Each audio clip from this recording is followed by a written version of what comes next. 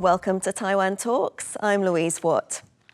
North Korea has publicly unveiled its domestically produced attack drones for the first time. These drones were personally inspected and tested by the country's supreme leader, Kim Jong-un. He's ordered the production of more such exploding drones. Meanwhile, the United States and South Korea held several joint military exercises in August involving air, land, and naval forces to address the growing threats from Pyongyang. Joining us today are Lai I-chung, Prospect Foundation President, and Wang Kai-chun Stephen, Office of R.O.C. Legislator Chiao-hsin, Foreign Policy Advisor. A very warm welcome to you both, gentlemen. Now, not for the first time, Kim Jong-un's regime has made a deliberate show of military strength. This time it was suicide drones. Professor Lai, should we read anything into the timing of the debut of these attack drones by North Korea? I think let me widen this discussion a little bit because this Korean Peninsula security situation has changed quite a bit, especially since the start of this year. First of all, North Korea declared the North Korea-South Korea relation to be a hostile relation between nations. No longer the kind of the one nation, the people who would like to unite together. And so that the increased hostility definitely has been on the rise. And of course, we could see that North Korea started to launch all kinds of dirty balloons along the way, that and especially during the March and the April, that crossed the DMZ and that create political issues for the South Korea themselves. Tensions have increased, so is part of the unveiling of these suicide drones part of this tension, or is it just they're on a development program and it's just the time for that? No, the drone itself is a part of the result of how North Korea assisting the Russian on the war in Ukraine. So that is definitely the development associated with those. But then when we look at as you mentioned earlier, about the South Korea and the U.S. military exercises, which Urichi, that Freedom Shield that has been called and just finished. We do know that during the Moon Jae-in government, the U.S. and South Korea exercise has been downgraded, even to put the physical exercise and downgrade into the Computex, that is the command post and exercise. But then after the UN government come in, the South Korea started to resume with the United States about the physical exercise and broaden the scale. So there's also an increase in South Korea due to they perceive the threat from the North Korea. And then the problem when we are looking at the whole thing is that definitely the Korean Peninsula security situation is worsening, and South Korea also changed its tactic, especially when you look at the South Korea and United States. They have the operational plan. In the past, it was 5015, which was designed in year 2015. But then recently, South Korea and the United States also devised a new plan in which they will enact the maximum retaliation and also consider how the North Korean nuclear development should be coming into the play. So I think that when we look at the South Korea U.S. exercise large scale, which is probably will be the biggest in the last 2 decades, but also with North Korea, its nuclear as well as other armament development, and it's the deeper relationship with the Russia. Then that's how we look at the whole development, and especially about the drone itself that has been coming to play. All right, well, there's two power alignments going on here that Professor Lai alluded to there, that we have the US and South Korea doing military exercises as they do every year and so forth. And then on the other side, North Korea has been moving closer to Russia. In June, President Putin and Kim Jong-un, they signed a comprehensive strategic partnership, which includes mutual defense clauses. Now, China, of course, is on North Korea's doorstep, Stephen. It's usually thought of as North Korea's most important ally and international backer.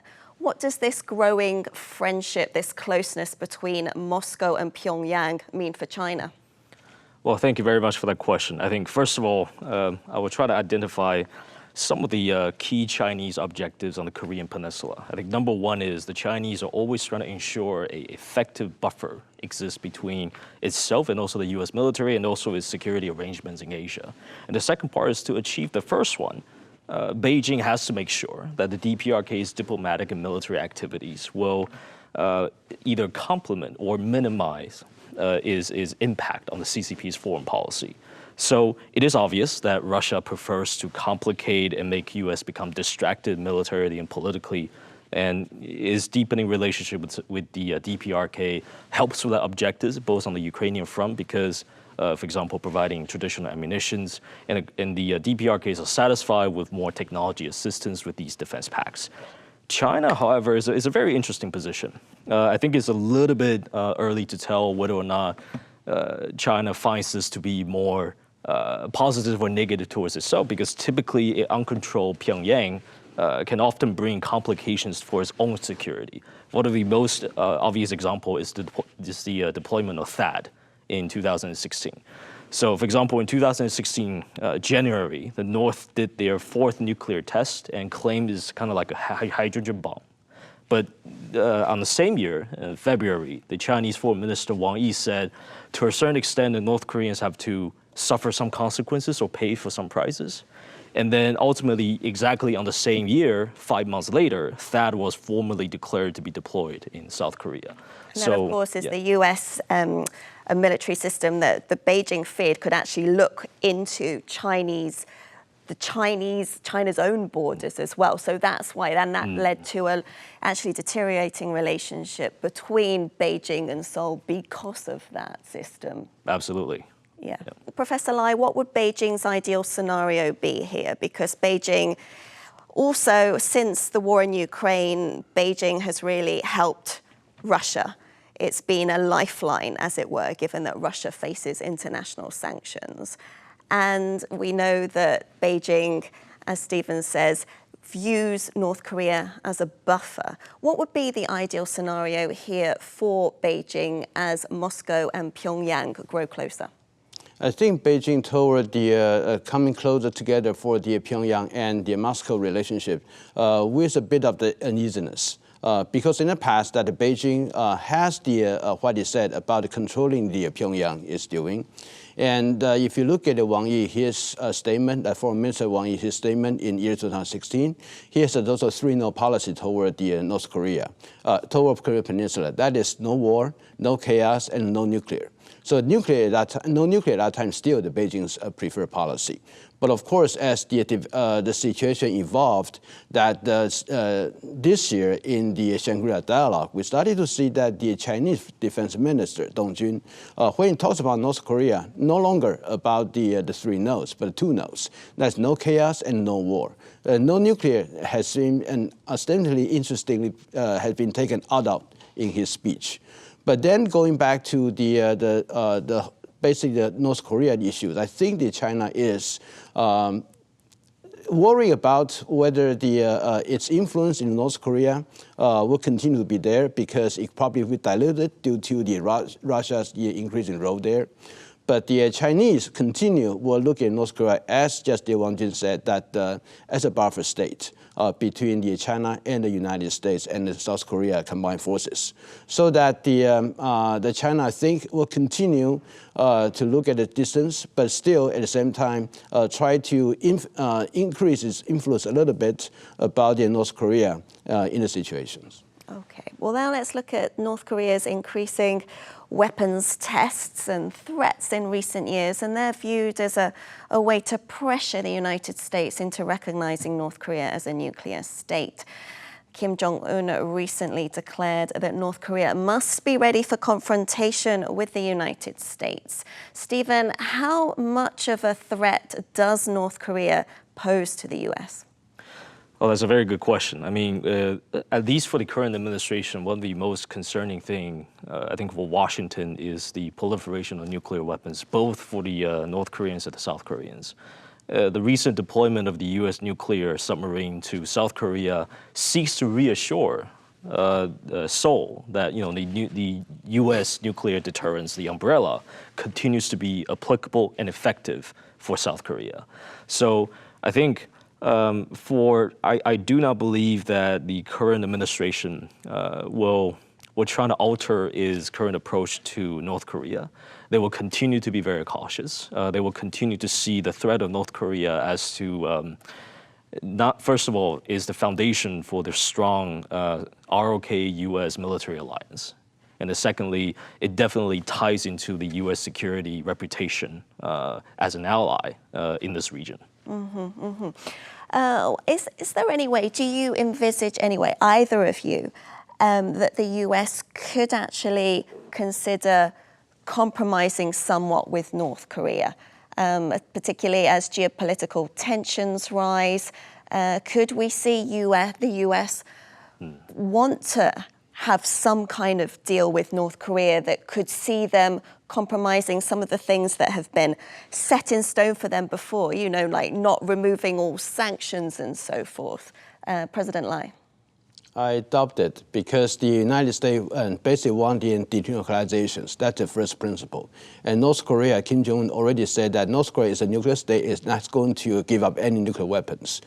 So a lot of the past assumption that the North Korea developed nuclear weapon due to as a bargaining chip for the economic assistance or other material assistance from the United States, that assumption no longer holds.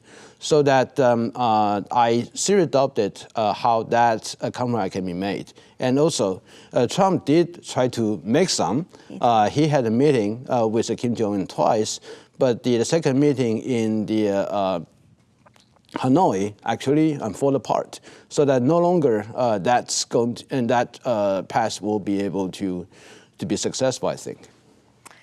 It did fall apart, and Trump nonetheless has publicly emphasized his relationship with Kim Jong-un as something positive were he to return to office.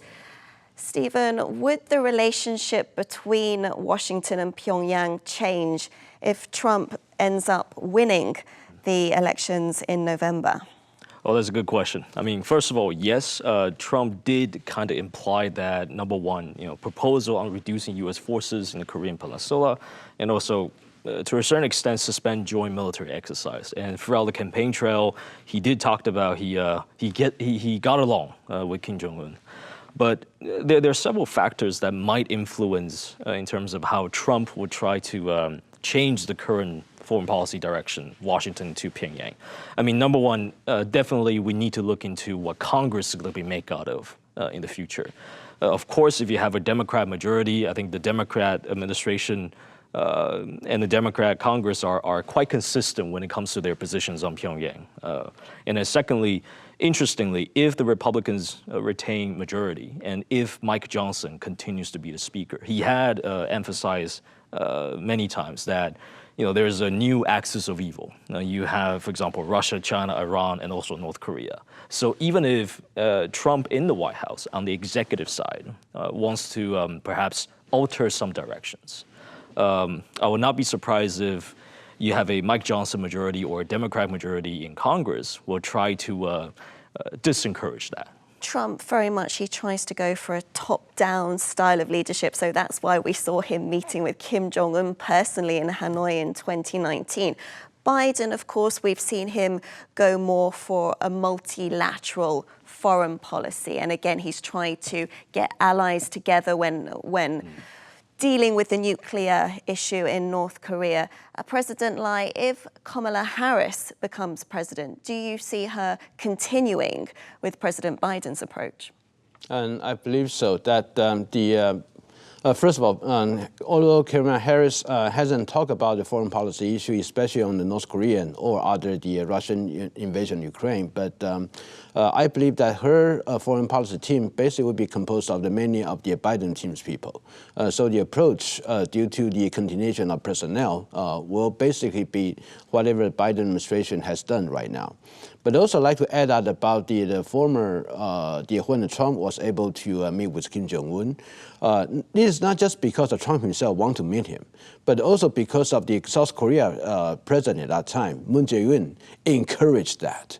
And that's a very critical factors. And so that all the downgrading of the military exercise has been proposed by the Moon Jae-in during the South Korea and the U.S. negotiations. And we also need to know that the South Korea and North Korea, the bilateral reconciliation happened in the September 19, that a year before the Trump and the Kim Jong-un, his meeting in Singapore.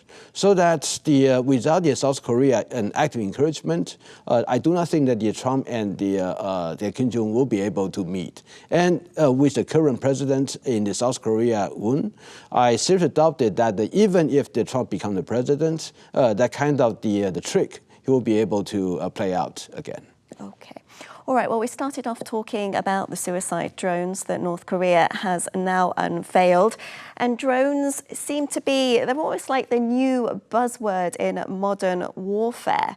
So not only is North Korea concentrating on developing its own set of drones, but South Korea is also set to significantly beef up its own drone fleet. And elsewhere in the region, Japan's defense ministry, they've asked for a record military budget for the fiscal year 2025. And they also have plans to deploy AI-powered drones as well to boost security on their remote islands.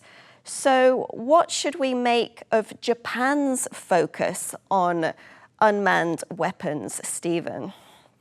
Well, yes, I mean, Japan's recent move, and also precisely like you said, the South Koreans basically created a drone operations command in last year, September, if I remember correctly, 2023. But yes, it is one, I think there are two sides to that. Number one is absolutely recognizing the vital roles that drones are going to play in the future, particularly in this region, given how there's a very unique style of warfare that is happening here, particularly gray zone warfare. Japan, South Korea, and also Taiwan, we both suffer from a lot of those, you can say, civilian or military-driven drones around our own territories. And also, on the second phase of that is Japan is also confronting, like many democracies around the world, but particularly Japan, and to a certain extent Taiwan as well, is the lower birth rate, the shrinking population, and also the fact that the military cannot recruit enough people. So I think there are two kind of, these are the two kind of aspects that the Japanese military wants to tackle. So there's not enough boots on the ground, so they want to put drones in the air. Absolutely. And what about Taiwan, Stephen? Because you say Taiwan also facing these challenges, perhaps more than other countries in the region. What is Taiwan doing on the drone front? Well, that's a good question. I mean, the Legislator Yuan is going to go into the budget session very soon.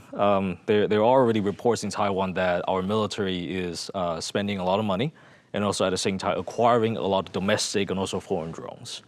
I think the first thing is, given how there's an increased trend of Chinese drones circulating around Taiwan and also basically intrude into the airspace of our controlled Jinmen and Matsu Islands. And also given that we do have limited amount of assets and so pilots. So I think in the future, having more drones available for our military, we are, number one, making our options more flexible when it comes to how do we tackle different forms of intrusions from the Chinese when they're applying drones. And then secondly is to relieve a lot of pressure for our pilots as much as possible.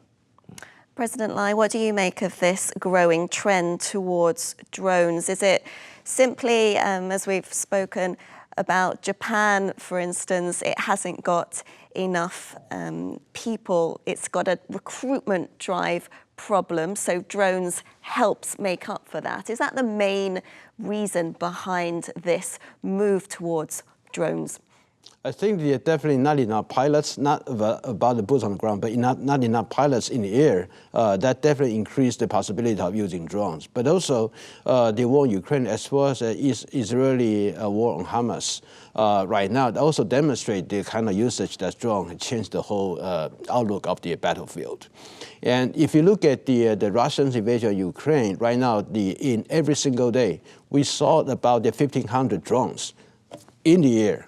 From all the way from the eastern Ukraine all the way to Kyiv. And also for the drones usage, that every single day probably will have a loss about 10 attack drones, FPV, and also 4 observation drones, that reconnaissance drones. So the we know drones are going to be used very extensively, but also we need a lot of drones, a lot of them. And that basically means that we need to have a dedicated drone warfare doctrines as well as the industrial capabilities to produce drone. But then the next question is that how the drone itself could be integrated into the whole operations. South Korea developed a so-called Drone Operation Command. That's a little bit interesting because in the Ukraine cases, it's not a separate operation command. It's already embedded into the combat forces, like their drone commanding center is in the company headquarters, even in a higher degree in a battalion headquarters. But for the platoon levels, it's actually the one that's operating a significant number of drones. So that's a very different approach from the South Korea. And also I think that in both Japan, Taiwan, and also from other First Island chain countries, we do face the significant gray zone operation by China. But the drone usage in the all kinds of gray zone operations actually make it much easier for the defense side to face, because we no longer have to deal with the problem about the losing pilot, which will be more serious. So I think that's the pros and cons, but basically that presents a very different challenge. And the Taiwan still try to grapple about how exactly we are going to use them. And Japan's emphasis on drones, of course, it's just one part of its future military spending. I'd like to just talk finally about Japan's military spending, because it's set to become the world's 3rd largest military spender over the next 5 years. Previously, Japan didn't spend any more than 1% of GDP on defense. But by 2027, it's set to be up around 2% of GDP. That's on a par with many Western nations. Its military spending's growing at its fastest pace in decades. What specific threats is Japan most concerned about, Stephen? Well, thank you for that question. I mean, first of all, if you want to answer this question, I personally do believe that I identify 2 points that are vital to Japan's national interest. I mean, the first one is own military deterrence, relies in its close cooperation with the U.S. military, first of all. And the secondly is its economy relies on the sea lanes of communications around Japan. You know, as one of the largest economies in the world, they are in a, they're not able to be self-sufficient in their society, and they heavily rely on international trade. So given those things, Japan has to make sure Taiwan, number one, you have a Taiwan that is free from Beijing's direct control. And secondly, you have a South China Sea that's not dominated by China. So given those two kind of premises, I think Japan, I didn't have the luxury of reading is current budget proposal in some of the languages, but at least overall, throughout the past 2 sets of defense budgets, Japan has identified 7 pillars in their defense spendings. Number one, you're talking about standoff defense capabilities. You have comprehensive air and missile defense, unmanned assets, cross-domain operation, command and control, maneuvering and deployment capability, and sustainability. So these things, I think, are aimed at to make sure that Japan can successfully satisfy the previous 2 sets of national interests that they have. President Lai, what do you think's behind Japan's flurry of military spending?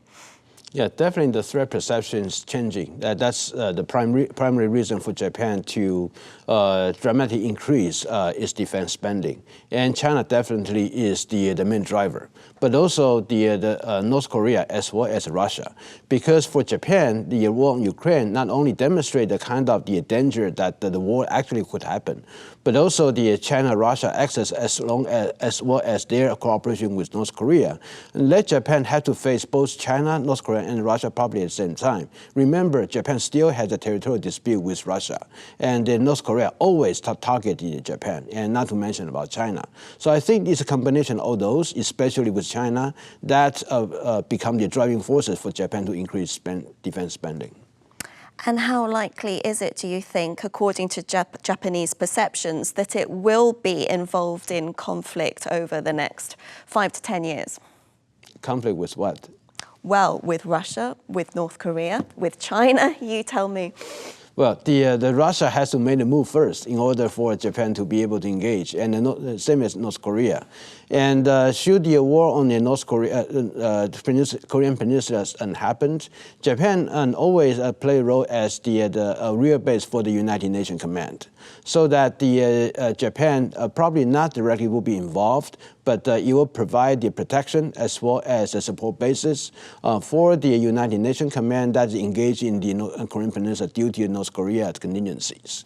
But Japan probably will be more involved in the should something happen to Taiwan by China.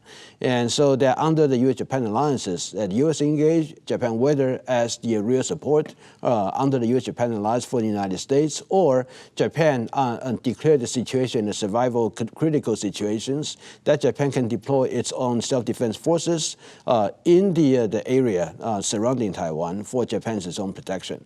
And also we need to remember that the Japan territory, Yonaguni Island, it just sits on the east of Taiwan, just less than 120 kilometers away from Hualien. It's not in the north, it's in the east. So that the proximity between Japan and Taiwan is very, very near. And also the Japan's involvement, should the situation happen by China attack on Taiwan, that possibility is high. Gentlemen, thank you very much for joining me today. I very much enjoyed our discussion. And thank you for joining us as well. If you liked our show, please search for Taiwan Talks on YouTube, give us a thumbs up and hit subscribe to our channel. Thanks for watching. Stay safe. We hope to see you next time.